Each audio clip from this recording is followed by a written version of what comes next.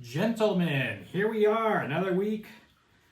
It's been a weird one fantasy-wise. At least it was last week. I don't know what to expect anymore going forward. So just stick with the good cocktails and the hopeful thinking, I suppose. But I think we got a nice drink today that everyone can enjoy, regardless of how their fantasy team does. So I also have a whole lot of really good questions and comments as well. So it's going to be a nice one. I'm excited for tonight.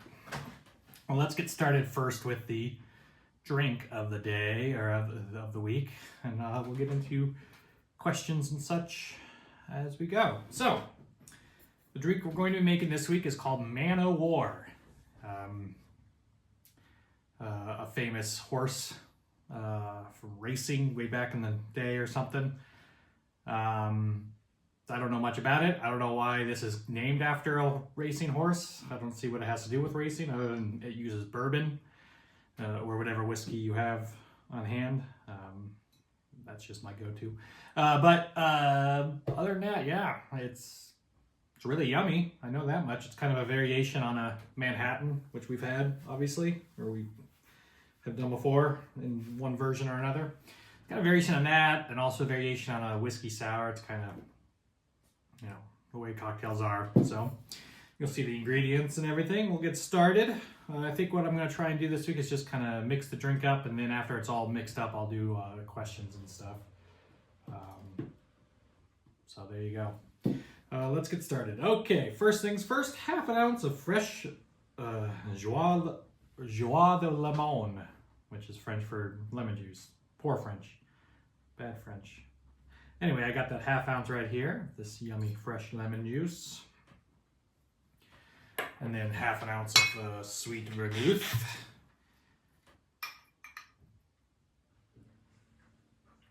I guess there are silences after I say things. Maybe I should address some of the comments.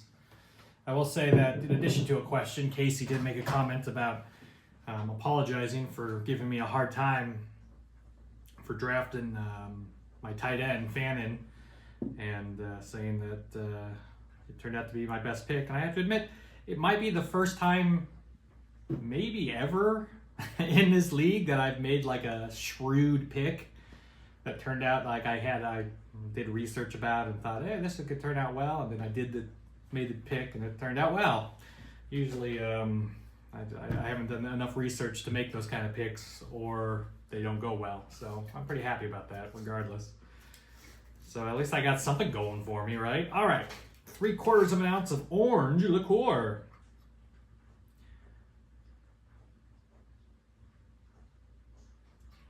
And of course, 2 ounces of bourbon. Kentucky bourbon, the brownest of brown liquors. That's a quote from Lionel Hutz from The Simpsons. Good show, funny stuff. After we get all this in here, we're going to add ice and shake it up and drain it into a nice chilled glass of your choice. Coupe glass, cocktail glass, your choices. Have at it. All right, gentlemen, I'm going to go and fill this up with ice, grab my glass, and shake it up. Be right back. All right, I'm back. Now we get a nice little fast forward motions as I shake this up real quick.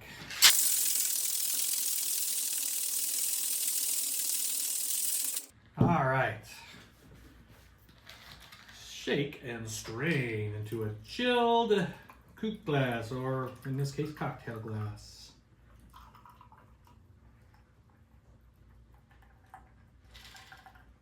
I know Brian said he wanted a strong drink this week, and this will hit you. 2 ounces of full strength whiskey or high proof whiskey, depending on what you're using. Some of you out there might be getting that Rittenhouse 100 proof. Go for that. And then almost a full ounce of, 40% 80 proof orange liqueur. So this is one that might sneak up on you if you're not careful. Garnish it with a nice lemon peel. Get those oils all over it.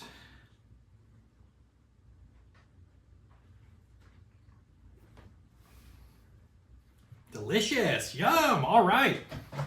I know I've got a good cocktail. Let's answer some of these questions. All right. I'll go in vague order of how I receive these. Nick wants to ask.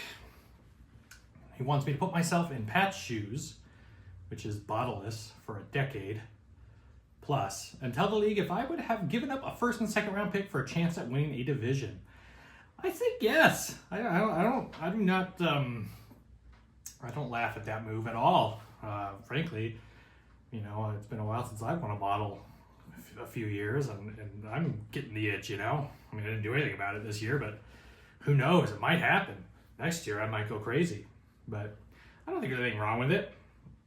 I think it's one of the unique things about our league is we have, winning the whole damn thing is of course the ultimate goal, but these little tiny milestones like bottles for this and that, division bottles and best of the rest bottles and stuff, it's kind of fun, so I don't know. I think it's that's why we do that kind of stuff, right? So good for him if he works out for him, All right, Casey, after that nice comment, also wanted to ask if the trade deadline is too early or way too early. And I have to admit, I do think it's a little early. It's, you don't want it to be right before the playoffs start, and so it's right, people can make trades with best of the resters or something to bolster their playoff run right when it starts or something, and maybe on most seasons it isn't seem this way, but it does seem like this year there's a lot of I'm including myself in this, a lot of I'm still not sure if I have a playoff winning, a championship caliber capable team or not. I'm at 500, and some weeks I look at my roster and see what comes out and think I could make a good run with this. This is pretty impressive. And some weeks it's what am I even trying for? So it does feel like one more week and I would have a better idea, and maybe it's the same across the league. But it seems like it's a bit of a little foreshadowing of another further question, but it seems like it's similar to the baseball season this year. It's a lot of mediocrity throughout the league that makes it kind of hard to determine what kind of team you've really got. So, and that makes it feel like it's a little early to pull triggers on trades and stuff, even though it's the deadline. So I do think maybe it's a week too early in general. I have mustache hair that's poking my nose and it's very uncomfortable. Fucking mustaches. But yeah, I'll go with early. I'll go with too early. Not way too early, but too early. Oh, good old Brian Brooks. Nice fella. His first question is, how's my marriage/family? Oh, it's a troubled one. No, it's fantastic. My family's doing great. We love it here in the Twin Cities. Penelope started a new school. I put on my bragging father hat. It's a magnet school for gifted and talented kids that you can test into. So he's doing really well. In second grade now, he's doing third grade level math. He's reading at like a sixth grade level or something. I know it's obnoxious to hear people brag about their kids, but it does make me feel really proud. Have such a smart kid who's also really sweet and wonderful. So there you go, Brooks. You got a nice sappy little answer out of me there. We're doing great. We're loving it. So I appreciate that. His second question is my favorite spots around the Twin Cities. This is more fun. And I could go on for 20 minutes on all the restaurants that I like and everything, but I'll try and keep it trim. Breakfast-wise, in Minneapolis, Victor's 1959 Cafe. It's a Cuban breakfast spot that does amazing banana pancakes and cortadito Cuban coffees and Cuban toast with Cuban bread that's really good. It's a great place to get eggs with beans and rice and plantains too and stuff. It's a really delicious place. And then here in St. Paul, the Highland Grill is a really great breakfast place that we like to go to a lot. Let's see. There's a really great kind of fancy restaurant really close to us called Estelle that Karen and I have discovered. That's kind of our favorite date night spot. But there's also a place here in St. Paul called Moscow on the Hill that's like Eastern European food, and it's like a special martini bar and stuff, vodka bar, and it's a pretty awesome place for really good food and really good drinks. They have a beautiful patio and stuff. So We like that kind of spot for dinner. Casual stuff, I took Brooks here, this place called Groveland Tap. They have the best Juicy Lucy's and hamburgers, and they have really good wings and stuff, so kind of little bar with also another patio. A lot of good patios around here. People really enjoy being outside when the weather's nice. Everyone knows about Brits in Minneapolis, which is a great spot, but there's also another place called Merlin's Rest, a little bit closer to where I live. It's a little more low-key, kind of hole-in-the-wall British place, but they got a good whiskey lineup, good British beers on tap, and really surprisingly good British food. So that's a fun one. And as far as non-restaurant spots I like around the Twin Cities, the Science Museum in St. Paul is really cool. There's a really great landscape arboretum run by the university in the western suburbs. That's a really awesome place to go and see a lot of really cool trees and flowers and be outside and stuff. So, and there's a bunch of museums. There's a jazz club that Karen and I went to for a date night once in Minneapolis we really like. So, yeah, if anybody wants to visit, let me know. I'll be glad to take you out to some spots. So. All right, let's see, what's next? Last big question. Here we go, folks. Brian Kerr, my opponent, my villainous opponent this week. He says, first for some pleasantries.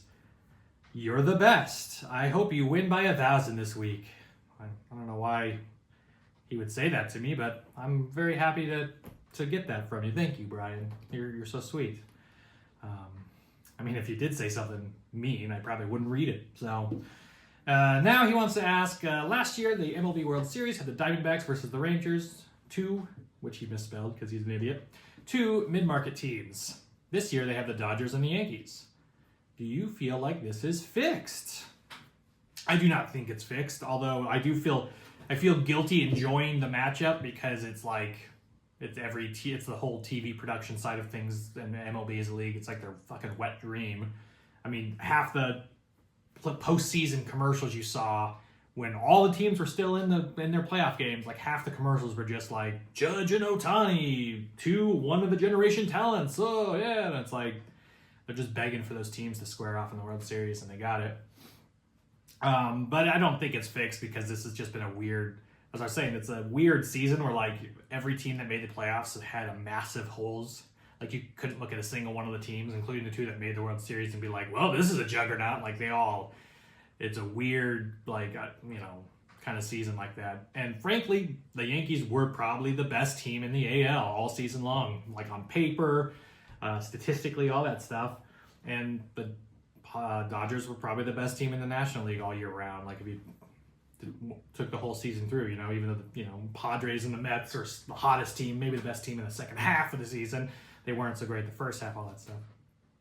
So it kind of really worked out the way you would want it to work out. The teams that were the best from spring on ended up at the World Series. Just happens to be the 2 biggest market teams in the whole league. So I think it'll be a good World Series. I think it's going to be Dodgers in 6, but we'll see about that. Anyway, folks, those are the questions. This is the drink. Fuck you, Brian. I'm not going to say nice things to you like you did to me. I hope you lose by 1,000 points this week. And you make yourselves plenty of Man of Wars to make up for it. Because I'm going to make plenty just to have fun. So cheers, gentlemen, to another week. I'll see you next time around.